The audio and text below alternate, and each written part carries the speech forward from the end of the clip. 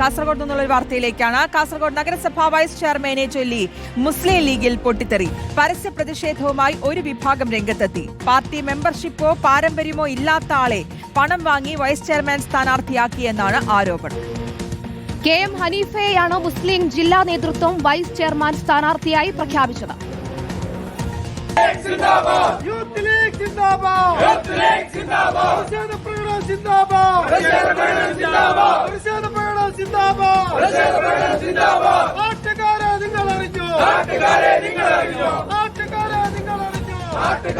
അരുൺ പൂപ്പറമ്പ് നൽകും വിവരങ്ങൾ.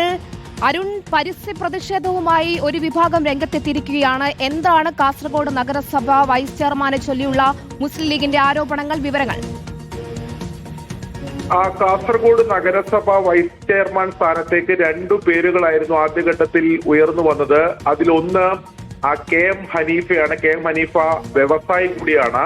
മറ്റൊരു പേര് മുസ്ലിം ലീഗിന്റെ നേതാവും 13ാം വാർഡിൽ നിന്നും വിജയിച്ചിട്ടുള്ള ഹമീദ് ബദിര ആണ് രണ്ടാമത്തെ പേരായി ഉയർന്നു വന്നത്. മുസ്ലിം ലീഗിന്റെ ജില്ലാ കമ്മിറ്റി പക്ഷേ തിരഞ്ഞെടുത്തത് വൈസ് ചെയർമാൻ സ്ഥാനത്തേക്ക് തിരഞ്ഞെടുത്തത് KM ഹനീഫയാണ്.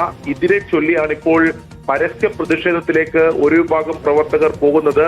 വ്യവസായിയായിട്ടുള്ള KM ഹനീഫയെ തിരഞ്ഞെടുത്തത് പണം വാങ്ങിയിട്ടാണെന്ന ഗുരുതരമായ ആരോപണം ഒരു വിഭാഗം ഉന്നയിക്കുന്നു. പാർട്ടി പാരമ്പര്യമോ മെമ്പർഷിപ്പോ ഇല്ലാത്ത ഹനീഫയെ നേതൃത്വം ആ രീതിയിലാണ് തെരഞ്ഞെടുത്തത് എന്ന ആരോപണമാണ് ഉന്നയിക്കുന്നത്. ഇപ്പോൾ മുസ്ലിം ലീഗിന്റെ ഓഫീസിന് മുന്നിലാണ്, 13ാം വാർഡ് ഓഫീസിന് മുന്നിലാണ് ഇപ്പോൾ മുസ്ലിം ലീഗിന്റെ ഒരു വിഭാഗം പ്രവർത്തകർ വിശദാംശങ്ങൾ നൽകിയത്.